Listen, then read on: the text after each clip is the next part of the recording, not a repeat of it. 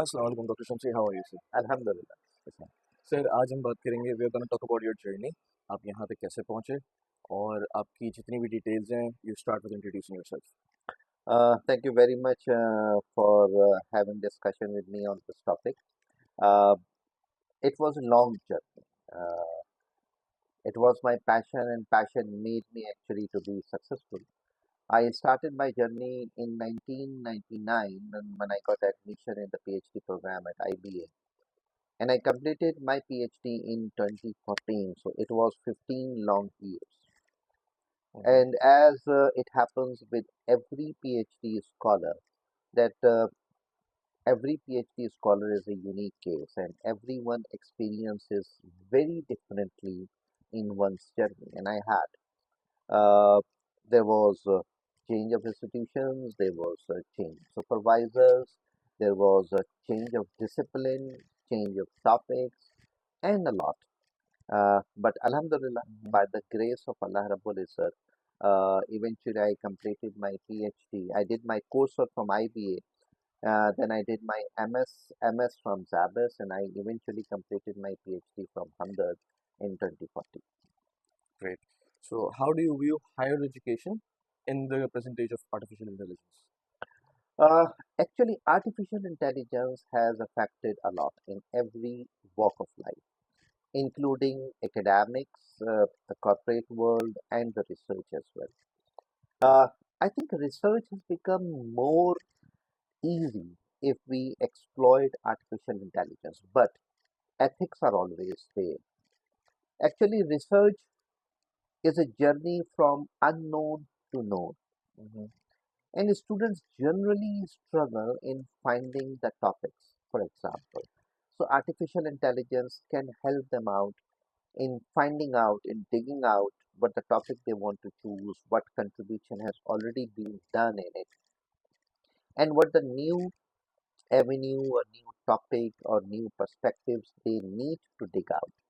So artificial Mm-hmm. intelligence would be very, very helpful for them to find out what's new they can do. Uh, Actually, technology makes things easy. And if we do it honestly, we can contribute very good by capitalizing AI. Mm-hmm. Because what we used to do in months and years, artificial intelligence had made us easy to do it in hours. But it depends how genuinely we do it. Because now ethics become more critical in using AI. So on one side, it facilitates a lot, but on the other side, we have to justify and exercise the ethics because we need not to do the plagiarism, the copy paste what others have done. AI again facilitates you, but we have to avoid such plagiarism and we have to go for a genuine contribution by capitalizing AI. So if we are keeping these boundaries valid, I think AI can contribute a lot to researchers. Sir, how can universities help people? Like if I'm targeting someone who is currently doing intermediate and he or she is confused about whether to pursue university or pursue lifelong skills in artificial intelligence, digital marketing, and emerging technologies, what would be your take on that subject? Well, artificial intelligence is going to be part and parcel in every individual's of life, no matter what discipline one chooses. You talk about engineering, you talk about medicine, you talk about business, you talk about any walk of life, arts, science, artificial intelligence is becoming part and parcel. So without it, if someone is doing making one's career, one lives in fool's paradise. And important is people have to choose the career what they enjoy with. So whatever the career they want to choose, but keep this aspect in mind. Artificial intelligence is like their day-to-day operations engagement. And without learning and having command on artificial intelligence, nothing is possible. And this message is for me as well an instructor and what experience do I have and what the stage where am I. I think I should focus more towards artificial intelligence, how I can capitalize. I do it in my classes. I make my students to use chat GPT and AI in understanding and clarifying the concepts, even in the class, so that the students can understand what teacher is talking about and what technology is talking about over the same concept. So they can bridge the gap and they can clear and understand it better. So yes, as a teacher, it's my responsibility to teach my students what is the requirement in future, and AI is the future. So, how do you learn new things? Uh, I used to learn new things by reading journals, newspapers, and having discussion with experts. And AI has made it easy for me today. So AI does all these things on behalf of me, and AI can discusses with me the gist of it. So it depends. Yes, one is the long route and second is the short route. So smart people use the short route rather than long route, but it never means that we should discontinue. Having discussion with expertise gives us new dimensions. The grassroots level understanding, because few things when we go to the grassroots level, then it clicks. That is the need of the society. Artificial intelligence is telling something what is happening in the world, and the grassroots reality is again important, and there is a possibility of gap what artificial intelligence is talking about the world and what the reality is. So without having the long route, discussing with the experts, going to the market, grassroots level, and knowing what is happening in the world, we actually cannot determine the gap. And being researcher, we have to bridge this gap. So on one side, we have to use the shortcut using AI, and we have to keep an eye on the long route by discussing with the experts and reading the newspaper so that we can determine the gap and the gap can be bridged. So, talking about your 14 years of long journey doing a PhD, tell us more about your research topic and what was it about? How did you manage the nitty-gritties of it? What skills did you acquire in those 14 years? Okay. I actually did, my topic was balance scorecard, and if I go into the depth, it was corporate performance measurement. Uh, Generally, when we talk about corporate performance measurements, the first thing comes in our mind was finance.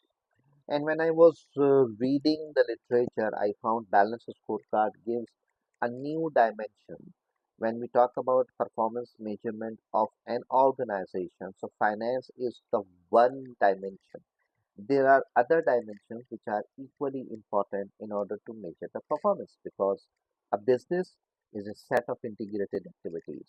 Many disciplines are actually integrating with each other. So why finance only?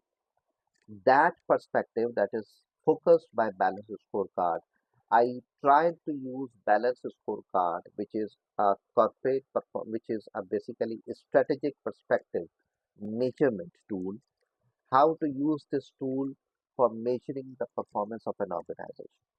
Nothing was done, particularly in Pakistan. People at that time was started, or organizations were starting to work on the balance scorecard. So I found the gap and I developed my proposal on this area. Uh, this still needs to be worked on, because again organizations are considering that finance is the ultimate parameter in order to measure the performance of organization. But as the balance scorecard and the literature says there, for example, marketing is one important aspect, human resources one important aspect, learning and development is one of the important aspects, organizational processes are one of the aspects. So there are multiple dimensions which need to focus and which together actually help to determine the performance of an organization. The challenges I faced, as generally research students face, that what should I opt, qualitative, quantitative. So I opted mixed approach because I needed to explore in the initial phase what is the reality, what is happening, what organizations are doing, and then determining the gap. And after determining the gap, And after conducting qualitative study, I moved towards the quantitative study in order uh, to verify the data what I collected based on qualitative, and that actually made a mixed approach to use it. As far as the challenges are concerned, again, many challenges. For example, when you submit your thesis, it goes to different people, and different people have different perspectives. And when different people have different perspectives, they view your contribution with their perspectives. Now, the challenge is you have to justify your point of view based on what their perspectives are. And you have to justify again on the established rules of literature that what literature is talking about and what your perspective, you have to defend your perspective based on the literature. So it is a challenge that normally every researcher has to go with, and I went, and Allah made me successful in it. So if you had an unlimited amount of funding or a very large amount of funding, what project, one project, would you pursue? Oh, it's a very difficult question. In our society, my perspective is research for the society, not for the sake of the research. So I first try to find out what is the need. And in our society, uh, education itself is a big challenge. Parenting is a huge problem. Psychological well being of employees is another area.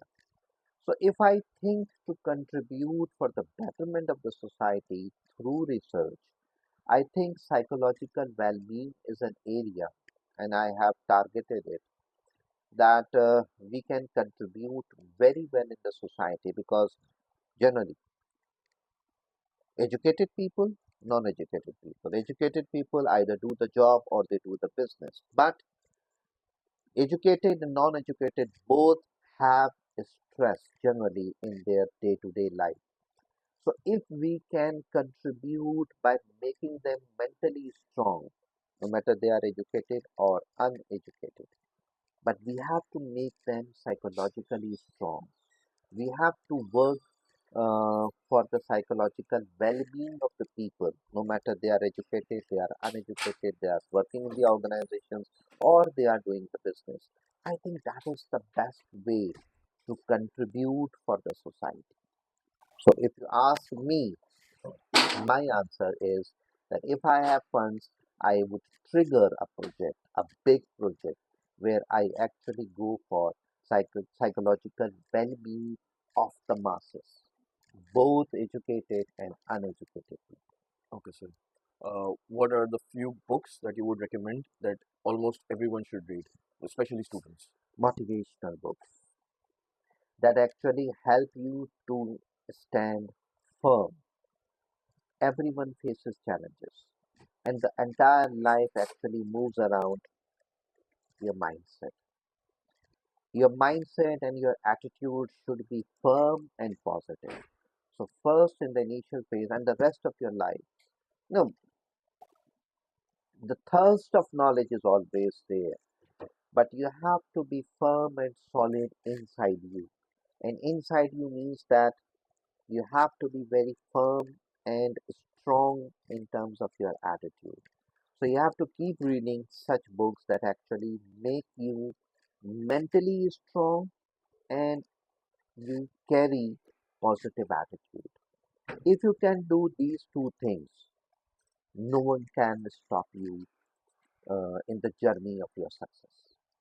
So yes, I recommend people they keep reading books that can keep you positive and motivated. Can you name any? I generally recommend a book, Tough Time Never Lies, Tough People Do. This is, uh, it could be a big claim. After Quran, I found this book reading and changing their lives. Although written by a priest, but I refer the Urdu version of this book. There are other very books. Divine Metrics, I read this book, written by a scientist. And by reading this book, I could match, which is based on the physical experiments. I found the Quran and the verification of the Quran by reading this book. So Divine Metrics and these two books I must recommend. Do read them. This will change the perspective of your life. Uh, Thank you, sir. Sir, less than 20% of our population pursues university, and even less than that pursue higher education. So, 80% of the population struggles to even speak English. How do we cope up with this challenge? How do we help other people? And what's your one advice for people who are not pursuing university, not pursuing their bachelor's degree, to pursue them? Uh, Again, it is a very good question. Look, what percentage you are telling is a very exaggerated percentage. Hardly 3% people visit universities, Okay. and less than 1% proceed higher education. Wow. So where we are, you and I, we are blessed people that we have not only seen the universities, but we have got the education from the universities in Pakistan. Yes, very few people, uh, uh, our statistics say more than 50% people are literate, but I tell you, it is not more than 17%. 17%. These are those people who can write a letter. 50% people are those who can write their names only, or they can put the signature. Okay. So the literacy rate is very low. As far as the education is concerned, we have to take up this issue from the grassroots level. And AI, as we have been discussing, actually can facilitate us. Using AI can help us to learn the new languages. And if we can make it a movement across Pakistan, because there are two ways. Urdu is our national language. But when we talk about the documentations at the government level, it is all in English. So either we claim English as a national language, or we should develop the capacity of people, of the masses, so that Mhm. they can do and understand it. So the best way, if we can use the AI within 3 months, we can make people to understand, speak and understand, and to somehow read. Because we find people who do not know, but they write in Roman English. Yes, sir. When they can write in Roman languages, so they have a very fair idea of the alphabets. When they have a fair idea of the alphabets, if they use the right channel using AI, they can develop. 3 to 6 months are good enough. But we have to take it as a movement at the grassroots level. Technology is there, they can facilitate, they can grip over any language, and they can make it possible. So I recommend generally three languages: English, Chinese, and Arabic.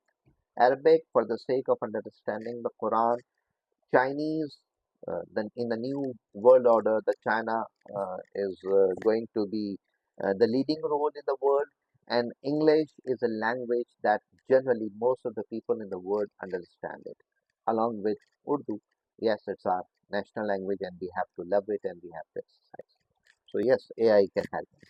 So, last question. What's one advice that you would give to a person who is at the age of about 18 to 25, confused about their life? What is the one thing that they should hold on to that will help them achieve success and reach their goals and help them define the vision that they want to create? There are many questions, and there is need of a package. No one advice can actually answer these set of questions that you have asked. But success, we have to define it. Every individual has a different definition of success. It's, some people believe money making is the ultimate success, but I do not think so. Two things are important in life, if you ask me. You have to have a good faith, the faith that Allah wants people. So one has to care for the faith and lead a life what Allah wants from us. And second is, at the end of the day, if I am at the death's bed, I want to be happy. And to be happy at the deathbed, it means I have to have or I had a happy life. And to be a happy life, one has to be humble. Yes, uh, dream big so that you can achieve big, but be modest. Whatever Allah has blessed you, be thankful to Allah. Gratitudeness is one of the important feature in one's life. We have to be grateful to people, we have to be grateful to Allah. So gratitude is one of the aspects. Need not to be greedy.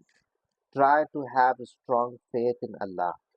Try to develop the expertise what I love to do so that this makes me happy. And when I am happy, I can contribute very good. It's not a matter of to what extent I am educated, but whatever I want to do, I should do it. This makes me happy, and this makes me happy. I can contribute very good whatever I am doing. Keep the life in accordance with the teachings of Islam or what Allah wants you, and try to maintain happiness and try to make things easy for humans. Thank you so much, sir. Thank you for your time. It was really nice talking to you. Thank you very much. Thank you so much.